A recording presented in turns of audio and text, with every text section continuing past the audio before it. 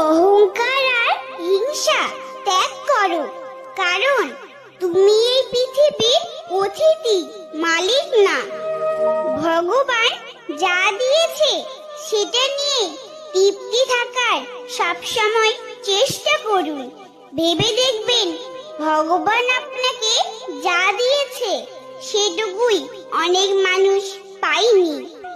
অপরকে নয়, পরিবারকে ভালোবাসুন।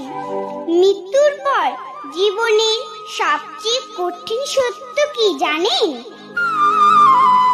স্ত্রী সাথ দেবে বাড়ির চৌকাঠ পর্যন্ত, সমাজ সাথ দেবে শ্মশান পর্যন্ত, পুত্র সাথ দেবে আপনাকে অগ্নি দান করা পর্যন্ত। আপনার সাথে যদি কিছু যায় সেটা শুধুমাত্র আপনার কর্ম। রাধে রাধে। Download ShareChat.